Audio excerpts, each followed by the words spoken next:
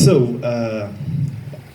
without without further ado, I would like to call on Ogbeni Kunle Adebajo to come and give us a welcome address and declare the World Prize for Satire Day open. A round of applause for him.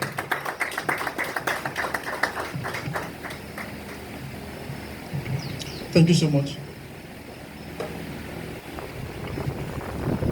May 1. What public holiday is that? Workers' Day, okay. So the 1st of May this year, myself and a couple of friends on the Punocracy team, we held a meeting at Tantalizers Nado to discuss the project. And that was when I formally presented the idea of having a prize for satire. But the intention from the start was to, as soon as the competition is over and we've declared the winners, we'll just wire the cash prizes over to their bank account without having a physical event. But then my boss, Kunle Ibrahim, said, "Oh, having an event is not that difficult. You just need a venue, you just need a date, you need to have a couple of speakers, people will come." It was very difficult to organize this event. But I'm really glad we did.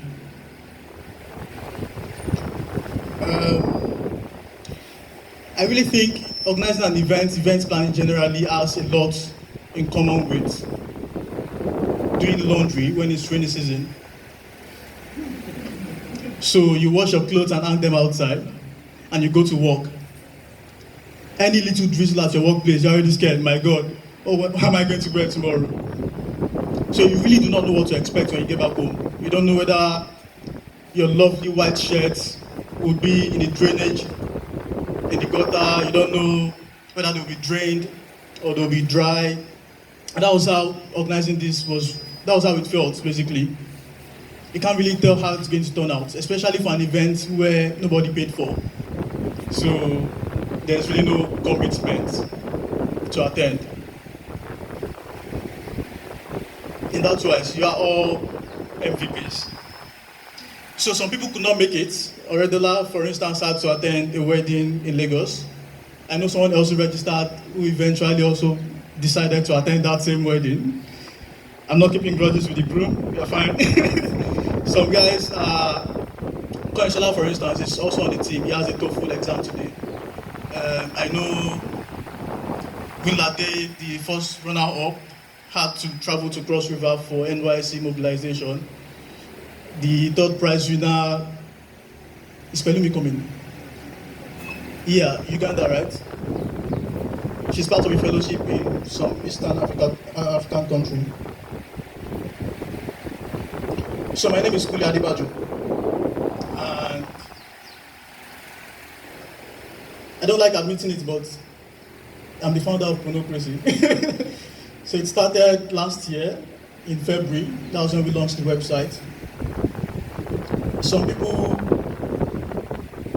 when we were printing the certificate, the designer made a mistake and wrote pornography award with PUN, right? So we had to dump that, notify him, and then he printed a new set of certificates. And we had people make the mistake by calling us Punocracy as well. So, this is our name right here. Our works may be considered a little bit indecent by some people, and most certainly crazy by many people, but we are not Punocracy or pornography, please. So our objectives mainly include triggering interest in politics. Because I've seen a lot of young people who would say, I don't like reading the news. I'm not interested in politics. I just watch football. When they are discussing Buhari's policies, they're not really interested. But for someone who finds it difficult to watch CNN, right, where they are broadcasting, the same person would really be comfortable watching the Daily Show by Trevor Noah. And they are both political programs. But what's the difference? One is basically more enticing by using humor, wit, and so on. So that's one of the basic objectives we are trying to achieve with satire. We also want to diversify content development in the country. There's too much focus on a lot of the genres, poetry, essay writing, and so on. And finally, we want to have fun. You know, while doing all that, educating people and entertaining them. So let me just tell you briefly about the logo. What do you think this logo represents?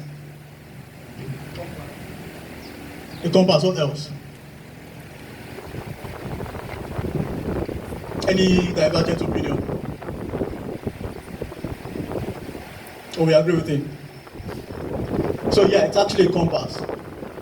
But you notice that one arrow is bolder than the other one. And what this basically is trying to say is satire often has two meanings or two interpretations. The apparent primary interpretation and then the undertone, the implied meaning. So the gray one is the implied interpretation, what the writer is really trying to say. Or the blue is what people who are not satirically literate would read from the article. Usually just misinterpreting. And it's a compass because, yeah, we are trying to correct ills in the society, using satire as a tool. Presently, the website has 218 publications as of yesterday. And 55 of those are by guest authors, aside the winning entries for the competition.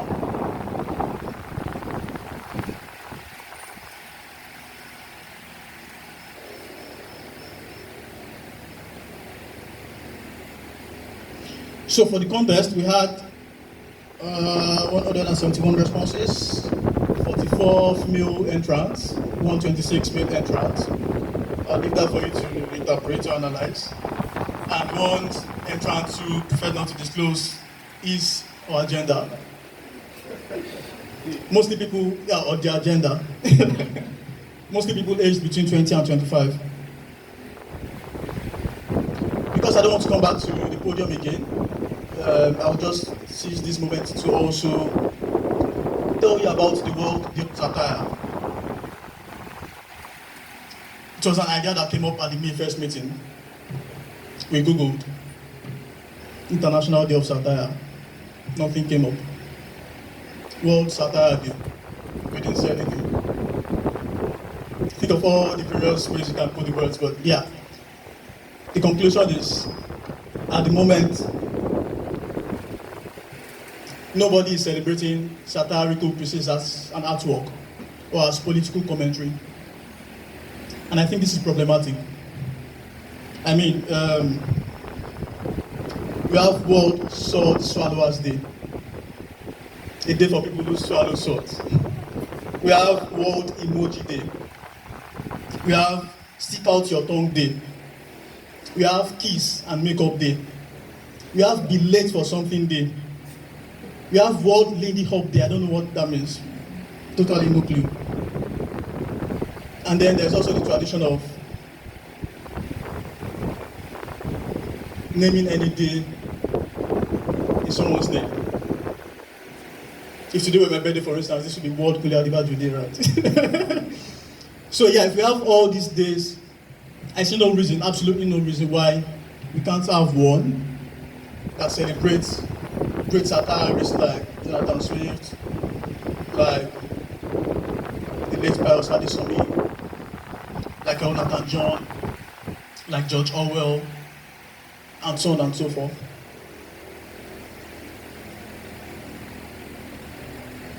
Satirical literacy is really, really important. And it's already an endangered species, like I said a couple of minutes back.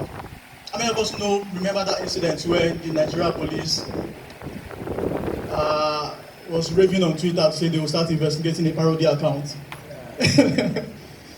This basically tells us how satirically ignorant we are, especially the authorities. There was also that incident where David Oyedepo took, objection to a satirical piece by, who was the author again? Tunde. Yeah. So this is a problem.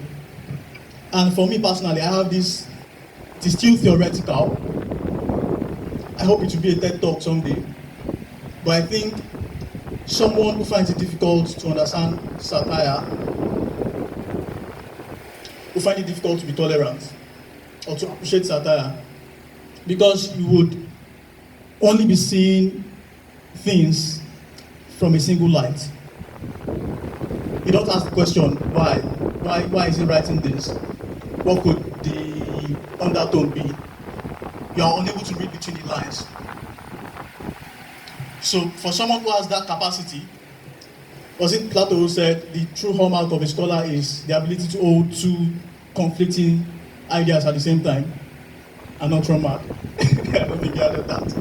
So if you are able to read an article and not only see the obvious, but also what is not obvious, then it means, in a way, you are more intellectually humble and generally tolerant. So this is, for me, one of the reasons why satirical literacy is really important. Satires, odd and unconventional as they may seem, often do a better job in mirroring the society than other forms of writing. If well written and publicized, it holds powers accountable in ways you couldn't have imagined, and it's powerful.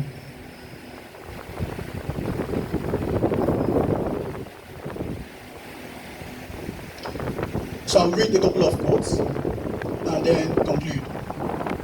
West Ulbricht said, "Satire is one of the most powerful weapons of speech in a free society.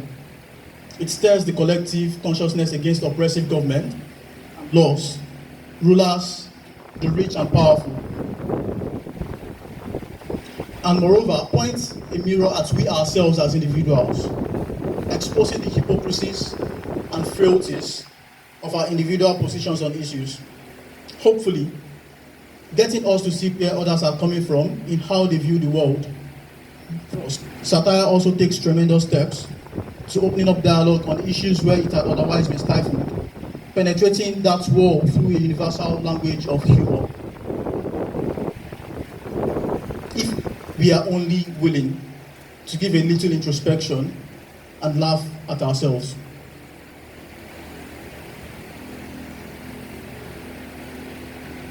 G.K. Chesterton, a renowned author, also said, "A man is angry at a libel because it is false, but at a satire because it is true." So despite all the exaggeration, despite the use of irony, despite the various figurative devices that are characteristic of the typical satire, we find that, strangely, it is truer than the typical article writing that we're used to. If you read Ambrose Bierce's The Devil's Dictionary, you'll understand what I'm trying to say, where he defines words using everyday experiences, things that we all know to be true around us. Finally, Kera Rating said, "A single satire will sometimes effect more good than 100 sermons."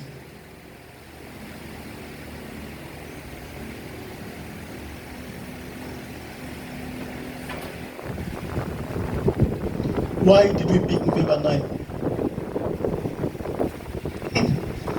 I could easily tell you that, according to history books, November 9, 1989 was when East Germany denounced the Berlin Wall. And the following day, German citizens began tearing down the wall.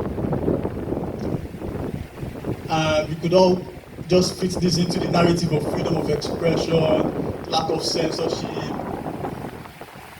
and so on.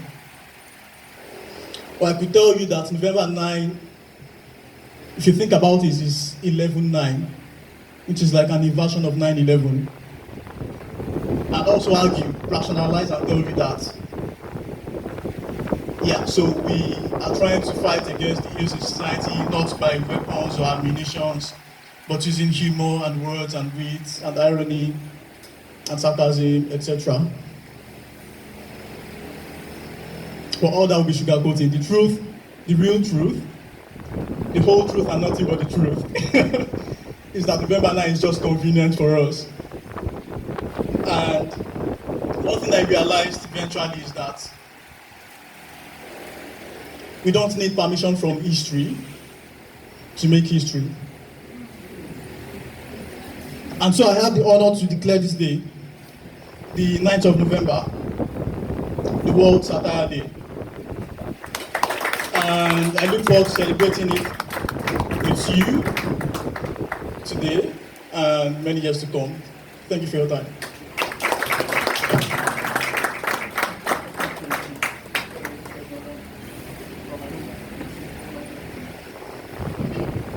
Wow, a round of applause for Kunle.